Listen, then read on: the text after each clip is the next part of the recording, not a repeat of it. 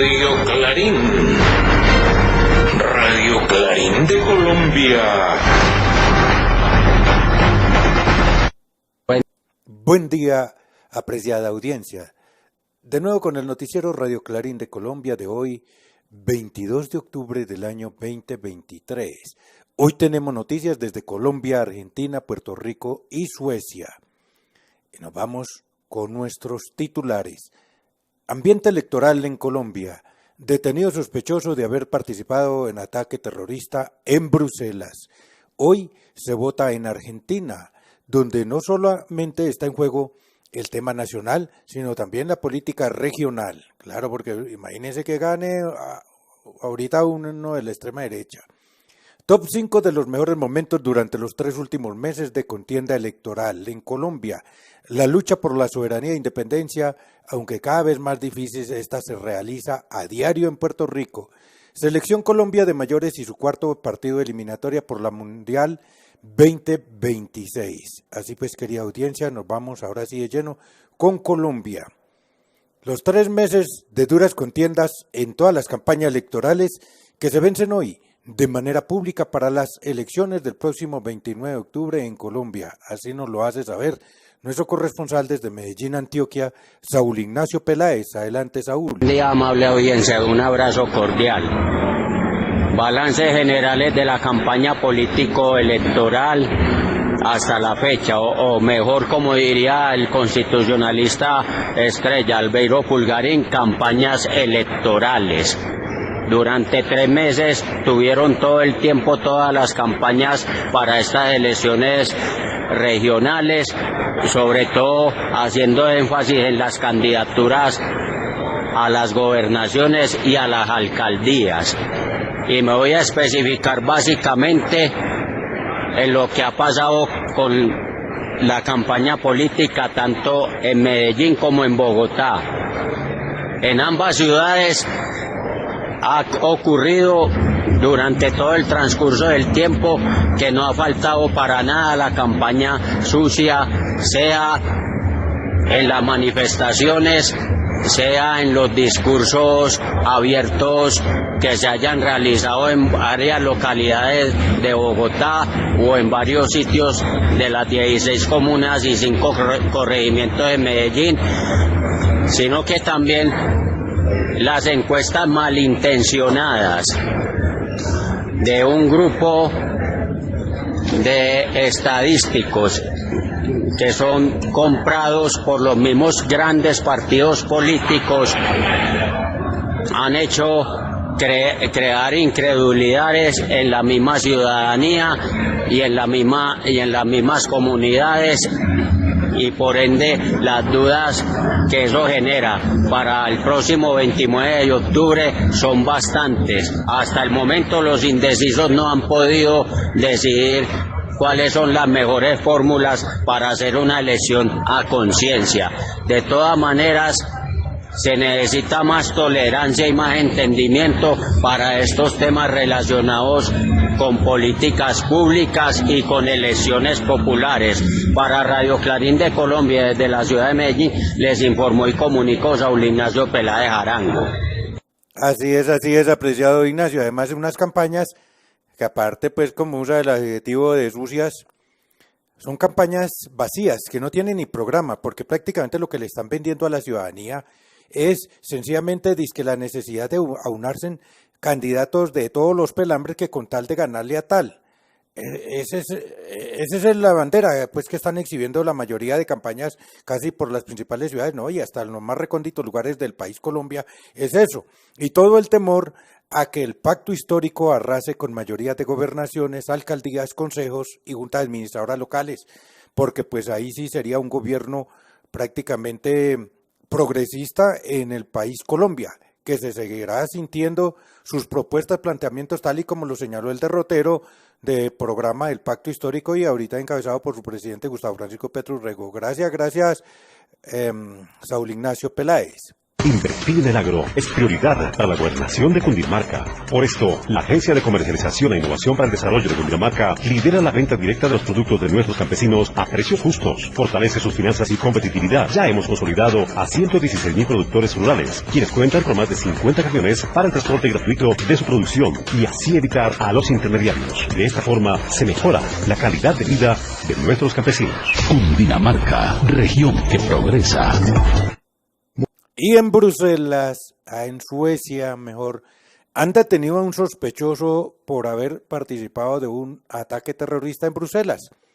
Ojalá que las investigaciones hayan sido tan exhaustivas, tan profundas, para que no se dé como en mi querida Colombia, que en mi querida Colombia cuando se trata de pueblo, entonces primero se le condena, después se le investiga y ya ha capturado hacía años. Hay personas que hasta 2 o 3 años privados de su libertad y aún sin condenarlos en Colombia. Puede ser que así esté ocurriendo allí en Bruselas, tal como nos lo hace saber nuestro corresponsal desde Suecia, José Cheo Sánchez. Adelante, José Cheo. Buenos días, audiencia.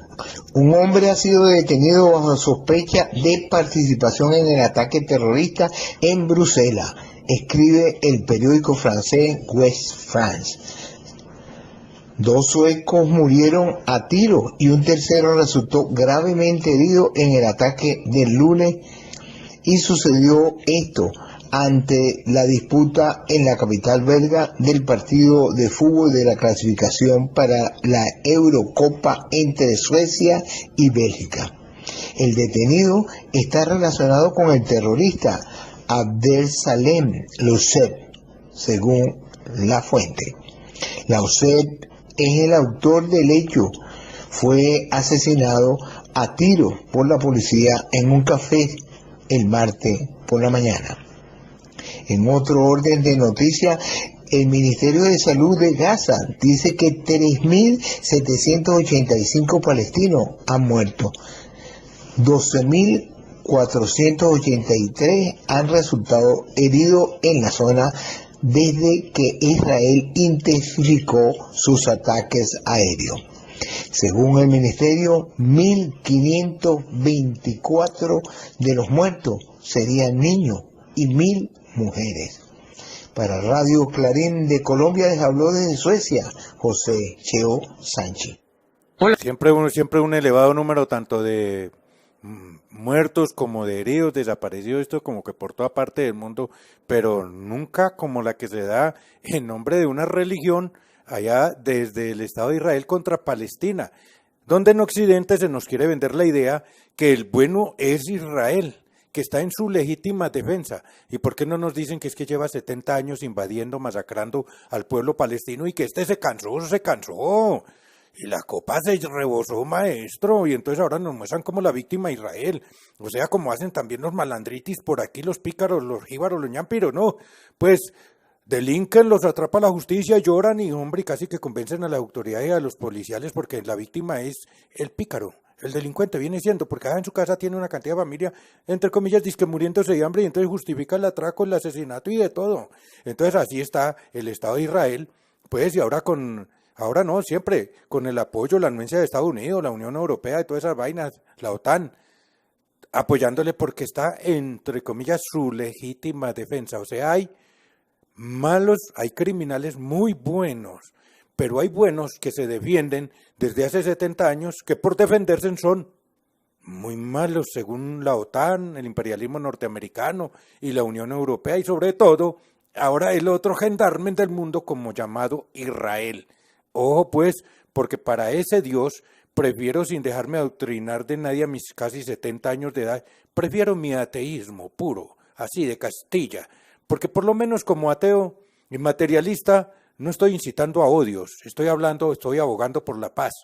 Me duele que aquellos que con la camándula en mano y crucifijo en mano y rodilla pelada y oraciones todos los días hasta diezmando, pagándole al cura y todas esas cuestiones, y en nombre de Dios estén justificando la atrocidad de Israel contra Palestina, porque según eso, el pueblo se lo escrituró Dios. Es que los pueblos, entonces las notarías de hoy en día sobran. Entonces el notario, ¿qué está haciendo? Yo tenía entendido que la parte territorial acá en mi planeta terrícola, la cuestión la definíamos los humanos. en esa época Dios le escrituró al pueblo de Israel, pero ¿qué es pueblo? El pueblo de Israel es toda la ciudadanía que vive en un determinado territorio geopolítico, geográfico, de la naturaleza, del mundo, o el pueblo es una comunidad cristiana o creyente de algún dios, de un diablo, lo que sea, dispersa por todo el mundo, porque si es la población que cree en esa religión dispersa por todo el mundo, entonces ojo pelado para los que no creemos en esa religión, porque entonces según eso, si ese es el pueblo que escrituró ese Dios en esa época, entonces ellos tienen, entre comillas, derecho a defenderse y no estarían pasando a la guillotina, papá. No, señores. Tengo entendido, señores de Israel y población del mundo, que adoran ahora al pobrecito, a la víctima que se defiende, que fue Inglaterra. Inglaterra no existía, según oigo a los curas y a los pastores evangélicos hablar de que en esa época por ahí en el cielo existen países continentes y que ahí estaba Inglaterra. Yo no he escuchado decir eso. Eso ocurre en el planetoide terrícola. Y si fue en la Tierra, entonces cuando se habla de un pueblo, es un pueblo creyente en una doctrina que va dispersa por el mundo. Pero una tierra geográfica es otra cosa, y esa tierra geográfica, las historias datan que es de Palestina. Gracias, José Cheo Sánchez. Y entonces de Suecia nos venimos para el continente americano, más concretamente para el sur, que es nuestro norte. Hoy se vota en Argentina, donde no solo está en juego el tema nacional en lo político, sino también sus consecuencias, sus efectos pueden ser favorables o catastróficos en la política territorial. Y ya sabrán el porqué, y así nos lo hace saber nuestro corresponsal desde Buenos Aires, Argentina, Alberto Más. Adelante, Alberto. Audiencia.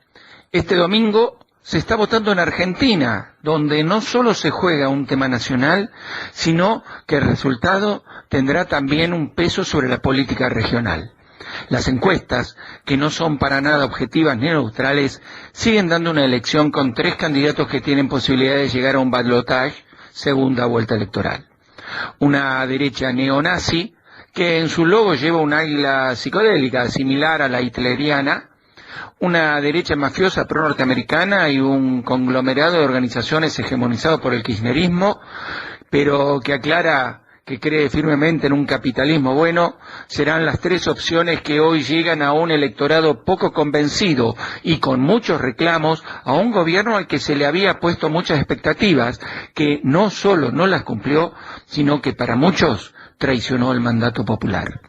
Las 2 opciones de la derecha, que no reniegan de ser conducidas por Washington, con propuestas alocadas e impracticables como la dolarización, la libre portación de armas, el renunciar a la soberanía nacional sobre Malvinas, privatizar el petróleo, el gas, el litio y terminar con la escuela y la salud gratuita y universal, con locuras como la de autorizar el mercado de órganos para trasplantes, han ganado un espacio importante en las elecciones primarias que las colocan en posibilidad de que alguna de las 2 opciones entren a competir en la segunda vuelta. La Unión por la Patria, que encabeza el kirchnerismo, ha planteado medidas de promoción industrial, seguridad en los derechos laborales, garantizando el acceso al consumo familiar mínimo, tratando de recuperar a más de 4 millones de votantes que no concurrieron a las elecciones primarias por estar totalmente desencantados con el gobierno de Alberto Fernández. Hoy por la noche sabremos los resultados. Sea cual sea el primero, el segundo o el tercero, que no entra al balotaje, pero sí definirán las cámaras de senadores y diputados, lo que indudablemente condicionará al próximo gobierno, que si llega a ser progresista, deberá enfrentarse a un enemigo muy poderoso. La pregunta es si lo hará. Desde Argentina, para Radio Clarín de Colombia, habló Alberto Más. Buen día, amable Y no solo, Alberto, al desespero de la extrema derecha si llega a ganar, no, sino también a la tibieza de unos falsos revolucionarios o de izquierda empotrados allí, porque si no esta historia no se estuviera hablando el día de hoy estando presidido por los Fernández, Alberto Fernández y Cristina Fernández de Kirchner. Hombre, es que es increíble, un triunfalismo berriondo, a pesar que ya tuvieron experiencia de Cristina en el gobierno y otras experiencias en las vecindades. Hombre, no saben hacer el trabajo, y por eso se da lo que se está dando. De verdad que da tristeza y pena ajena saber o vaticinar ya los resultados que se pueden estar dando el día de hoy cuando se cierren allá las urnas y comiencen los conteos, y usted a estar por acá en directo dándonos los resultados de lo que ocurrió en Argentina, y sobre todo para los partidos, las elecciones territoriales, que van a ser en sí lo que lleve al Congreso unas personas que, si va a ganar alguien progresista, pues también desde allí lo van a atacar, lo van a cerrar y lo van a poner contra patíbulo, y ojalá que no le termine también ocurriendo lo de Perú y de Bolivia, a ese que gane estrechado por un Congreso de extrema derecha. Gracias. Ahora nos vamos por Colombia. Gracias, Alberto Más. Nos vamos nuevamente por Colombia. Top 5 de los mejores momentos durante los 3 últimos meses, impregnados de agites, campañas electorales en mi querida Colombia. Y así nos lo hace saber desde Medellín, Antioquia, nuestro corresponsal Saúl Ignacio Peláez. Adelante, Saúl. Audiencia, y un abrazo especial. El top 5 de los mejores momentos que se vivieron durante estos 3 últimos meses de campaña político-electoral con mira a las elecciones regionales que se vienen para el próximo domingo 29 de octubre. En el top 5 están los momentos relacionados tanto con entrevistas como con evento político específico a las candidaturas a la alcaldía de Guarne y de Campamento, tanto en el mes de agosto como en el mes de septiembre pasado. Un cuarto momento importante fue en el Parque Gaitán hace poco, cuando Juan Carlos Upegui, candidato a la alcaldía de Medellín por Independientes, y la gente del Pacto Histórico Departamental de Antioquia y de la ciudad de Medellín se adhirieron mutuamente a dichas campañas y a dicha sinergia. En tercer lugar, la rueda de prensa que hubo a principios de septiembre en el sector de Teusaquillo con Gustavo Bolívar, candidato a la alcaldía de Bogotá por el Pacto Histórico. En el top número 2, la dupla de Esteban Restrepo y Juan Carlos Upegui, cuando exhibieron todo el plan macro para Antioquia y Medellín en la central mayorista de Antioquia por allá el 18 de julio. Y por último, y más bien en el primer puesto, Albert Corredor, hace un par de días nomás, más exactamente el 19 de octubre pasado, en el Hotel Intercontinental, cuando exhibió toda la plataforma de la Visión Medellín 2033, con matices totalmente particulares y distintos a lo que ocurrió con el segundo top. De todas maneras, es muy refrescante todas estas situaciones, porque estas ideas lanzadas en ese top 5 que acabo de mencionar son muy importantes y muy claves para definir ciertas situaciones de escogencia de candidatos a la hora de votar, y cuando se trata de votar con mucha conciencia.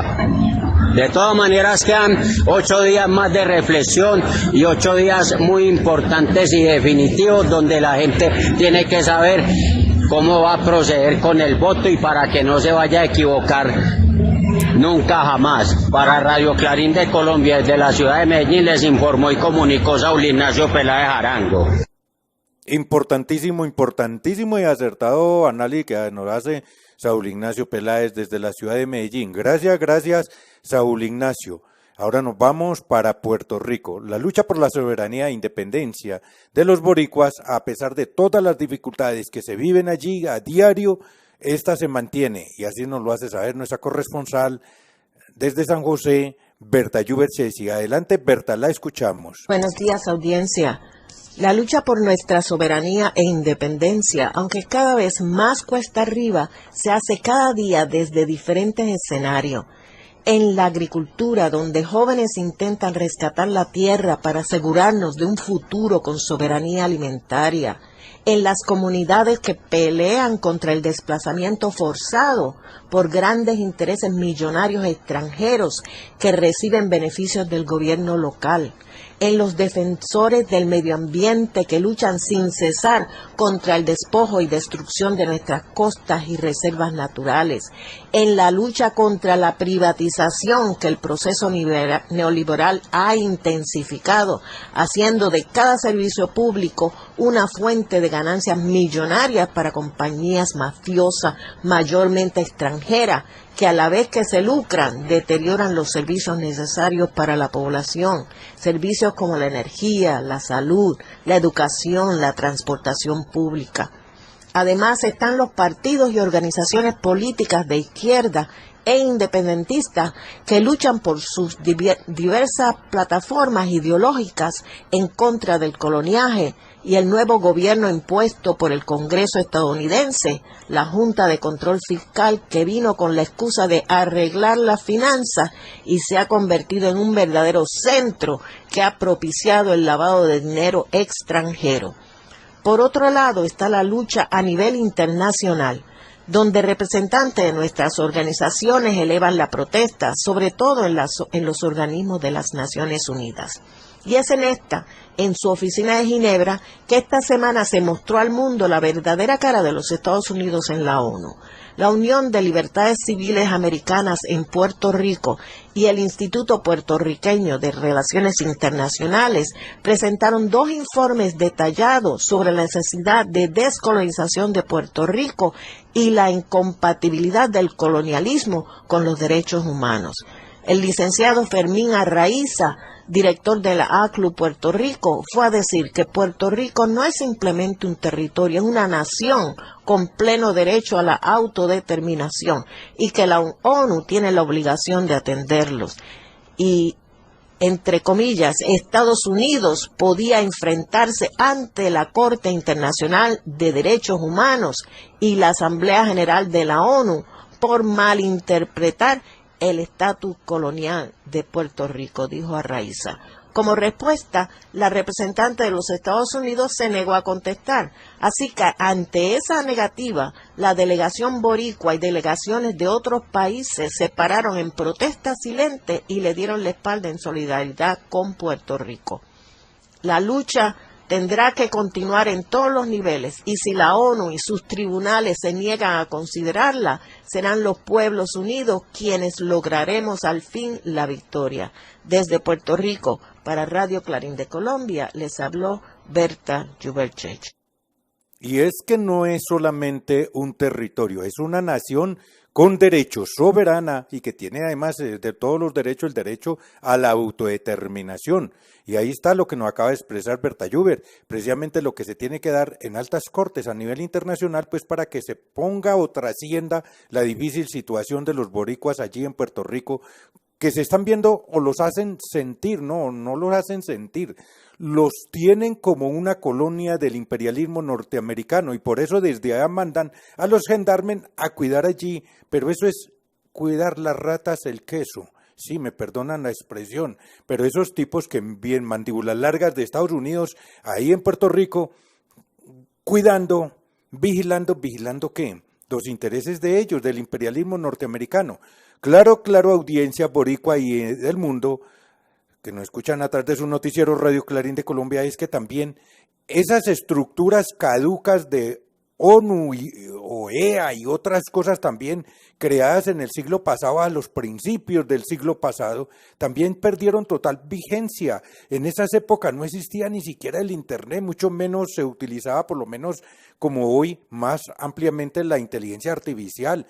Los principios, la visión, la misión por la cual se fundaron fueron muy distintas a la realidad de hoy, porque cuando eso sencillamente el pálido, porque como decía mi compadre, el pálido es un negro que está enfermo de abajo hacia arriba muchos metros, Pero como hoy en día el latino se considera blanco, de ojos muy azulitos, ya cree que es mandíbula larga y que puede gobernarnos también, entonces no faltan los vasallos allí en Puerto Rico, hasta que no se cambie estas estructuras mundiales e internacionales con idearios y propuestas participando la comunidad internacional, desde el negro, el blanco, el caripálido como yo, o el mal hablado, el tembloroso gangoso también como yo, que todos participemos, redactemos, formulemos, proyectemos estos documentos que sean la ruta de comportamiento de la humanidad.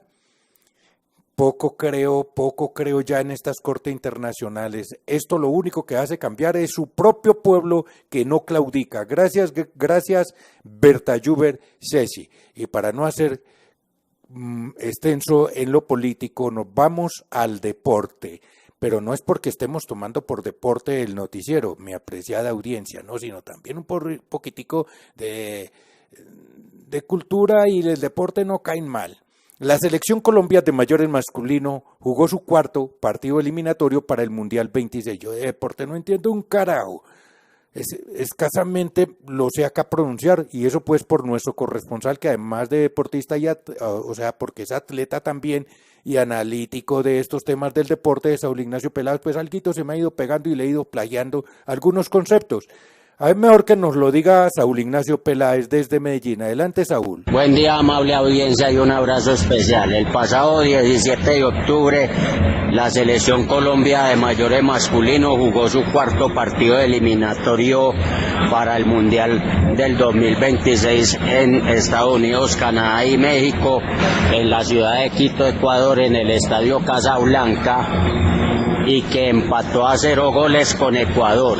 Un partido muy movido, un partido muy emocionante, tuvo variedades de jugadas para ambos lados, tanto en el primero como en el segundo tiempo, llegadas del equipo ecuatoriano que pegaron varias veces en los parales, y que el equipo colombiano también se salvó, pero también hubo llegadas del lado colombiano donde la falta de puntería y un gol que en otras circunstancias podría ser legítimo, el de Carlos Cuesta, que el árbitro finalmente anula con la veña del VAR, porque Rafael Santos Borré, en el momento del remate de Cuesta, está obstaculizando la visual del arquero ecuatoriano Ramírez, y por ende ese gol colombiano queda anulado.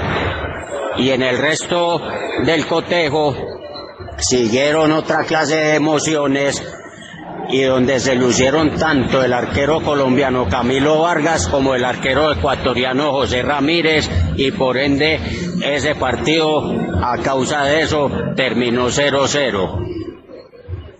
Es un empate importante para Colombia, es un punto importante que se logra en Ecuador, pero sin embargo este fenómeno de la empatitis puede crear diversas dificultades para los próximos partidos que se vienen, sobre todo para la doble fecha de noviembre, y ya está muy próxima. Para Radio Clarín de Colombia, desde la ciudad de Medellín, les informó y comunicó Saúl Ignacio Peláez Arango. Gracias.